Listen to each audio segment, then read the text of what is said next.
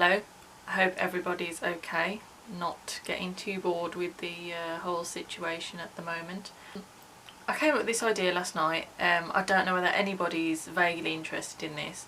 If you are, then brilliant, you might have some entertainment for a couple of minutes at least. This is really weird, I haven't done this in a long time. Welcome to my humble abode, which is my bedroom. This is the better half, like literally 50-50 down the middle. You've got the nice neat bit, and then the bit that you can't see that looks like an absolute pigsty. Yeah, so this is a video basically about me and my extra work on film and TV. I say film, I've only done one film, and the rest have been TV series. So the purpose of these videos is literally just to entertain people, get a bit of insight to what goes on a film set, TV set, well not TV set, I've always been on location, I've never been in any film studios or anything like that. For people who just want to gain a bit of information and know what to expect, because when I did this I looked on the internet and YouTube to see if anybody else had done something like this before I went and did my first job or signed up. I think it was before I signed up actually, and there was one video that I found which to me is not enough at all. I'm one of these people who cross-references everything. Like if I'm going to do something like booking a holiday or anything, I will cross-reference so many pieces of information about one thing to see if this is actually a good idea. And luckily for me, even though I only found one piece of information, which was a YouTube video about somebody else who was an extra, I still decided to take the plunge. So I cannot talk about everything in one video. Like I can't, because it would just take like forever. You'd be sitting here for about an hour and a half, maybe 2 hours. There's so many things that I've seen, witnessed, things that have shocked me for a start, when being in the film industry, things that you're taught in college, university, and then you get onto an actual film set and it's nothing like at all. This video particularly will be just explaining how the videos are going to plan out, how people can get into being an extra, how I got into it, casting companies, signing up. But let's get into it. There's so many things that you can talk about, which I'm trying to sort of group them all in a video. So one is health and safety. That is a whole other thing that is just, yeah, that's just a mind-blowing area within film and TV, being on production and sets. Rules on set, that's a thing as well, especially if you're an extra. There's completely different rules to crew. And things that surprised me, that's probably going to be another video. There's things that I keep thinking of that I think, oh yeah, that would make a really good video, that would make a really good video, and I'm like, how do I put this all into so many videos? So when I come up with a video, I will just film it and then see how that goes. First of all, many people wonder, and I get asked this a lot, like they say, well, how did you get into it? Like, who can be an extra? Literally anybody. It doesn't matter if you've got some facial feature, I don't know, that you think, oh, nobody would want to use me because I have this. No, you would be surprised. If you're an amputee, I don't know, if you've got some skin condition that you think, once again, nobody would want to hire me. You've got to be 18 years or older, 18 years and above, simply because then you're an adult, you're classed as an adult. And when I talk about like responsibilities while being an extra and generally working on a film set, there's so many responsibilities, and just simply things like looking after yourself when you're on set, because sometimes it can be a very lonely experience. All you have to do is just sign up to a company. There are casting companies, casting agencies specifically for extras, or stand-ins or walk-ons. But now if you put into Google casting agencies for extras, extras casting agencies, you would find a list, literally just one after the other, casting companies. And this is how I found out.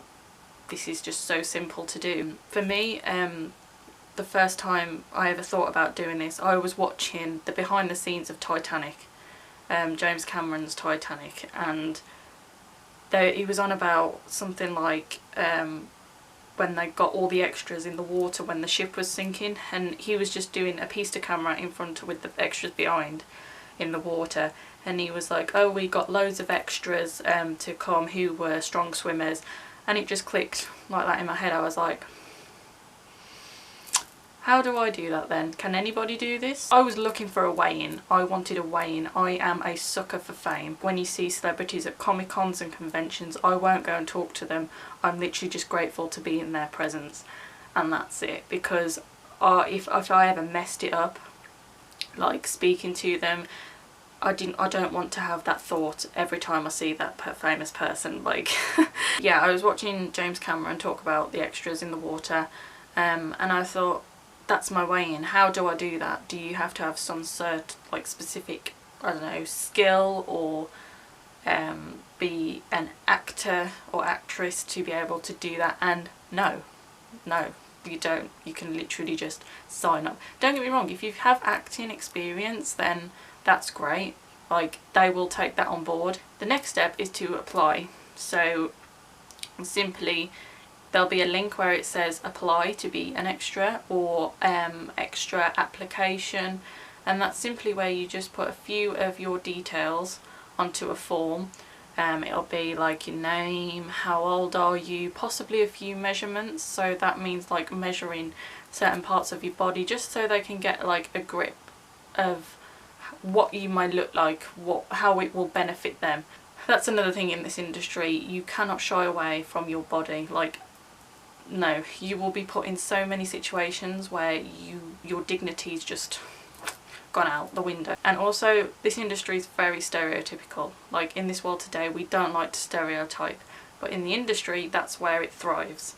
Stereotypes are how films are made. For example, Sex Education, there were so many people who were cast as jocks because they were muscly, they looked like, you know, they had their perfect skin, they would look quite handsome, you know. There was at least one where I thought, yeah, alright then, I'll have you, like, you know. If my boyfriend's watching this, I'm sorry, but you know. So yeah, you put all your measurements into the application form, write a few things about yourself. It'll probably just be what skills do you have, if it will benefit to them. Even if you don't have any skills, or any distinct features about you that might be beneficial to them, that doesn't matter. They're after anybody. Once you've signed up, you will then get an email back, because you'll give them your email in the application, and they will either oh, and also a photo of yourself, and they will have guidelines of what these photos needs to be. So like, it will probably be a headshot with a bit of gap above your head, just to the middle of your chest, possibly just a headshot. Some ask for a head to knee shot, so they can get a good look at like what your body looks like. Some might be a head to toe. It all depends. Some agencies just ask for a wide range of things that others might not. Hopefully your application will be accepted. Sometimes I've had applications come back saying you're not accepted because the photos do not fit the guidelines. There was one I uploaded about 3 photos, and they still insisted that this photo was not like within their guidelines, to which I was just like, and then I just gave up in the end. So once you've signed up for that, you'll get your profile. They'll set you up a little profile with your image that you sent them as your profile picture, and then the basic information that you gave them. This profile is then handed over to you. You will have a login. Most of the time you'll have a login, a username, which is normally email, and then you're away. There's fees that come with this as well, but you are never, there's only one agency that I've asked to pay up front for, and that was the one that messed me about with the photos, so that was gone out the window.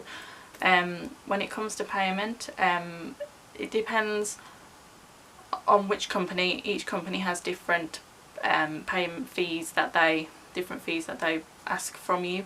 This fee is normally the booking fee, and just the general fee for signing up, and this comes out of your wage for your first for your first job. So when you do your first job, you've got to take into account that they will take so much money away from you on top of taxes just for your first job, and then after that there's just taxes that are taken from you, unfortunately. And each company has a different sort of booking fee. It's normally about 15%, or they have a specific number. So and it all depends as well if you are where you're based in the country. You can say that you want to be based in a specific part of the country, i.e. London, which has possibly the majority of work, or Wales actually. Even if you say that you are based in Birmingham, they will still offer you jobs from London, Wales, all over the country. It just means that if something local to you pops up, a job, then they will get in contact with you. After you've signed up, you can then go ahead onto your profile and fill in all the other things that they ask from you, and then hopefully within a couple of weeks, as it was in my case, you will get inquiries. They will give you like a brief of the job that they're offering you. It's normally, you don't normally get the name of the job as the title, it will be a code name. So when I did Wonder Woman 2, Wonder Woman 1984, that was called Magic Hour. Just me that does this. With the information that you have, you've got to try and work out what the film is or the TV series. You don't really know what job you're going for until you turn up on the day.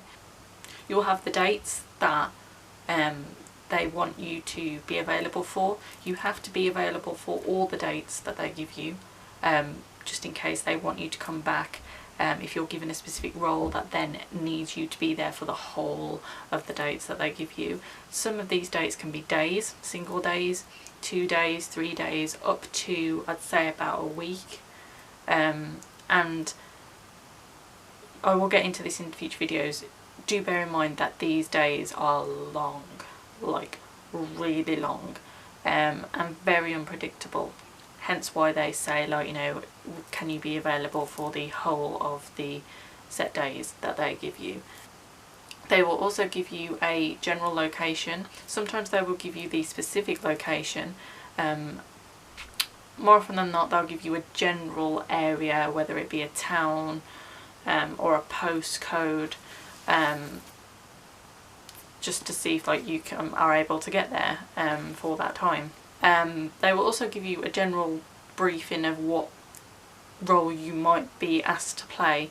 So for example, like within A Christmas Carol, when they sent me the inquiry for that, they told me the title, which was a code title again, the dates, the area in which it was going to be filmed, which in my case was Warwick, and they also said, will you be willing to wear a corset for a long period of time? That's a general piece of information that they will give you, which at the time I was like, yeah, it's fine, I can wear a corset.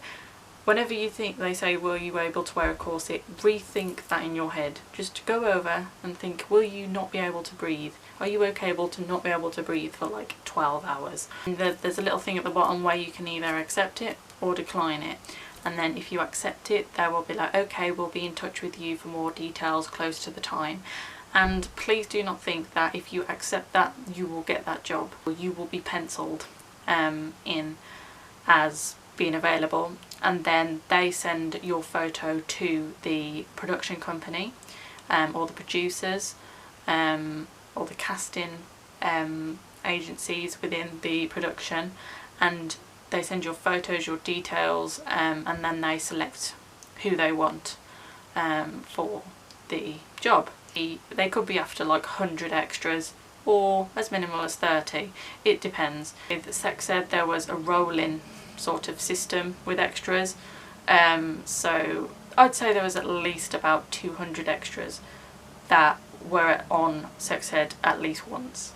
Thank you for watching this video. I hope you will be intrigued to find out more about what I can tell you about this sort of topic, and until next time, I hope everybody has something to keep them entertained while in lockdown. So yeah.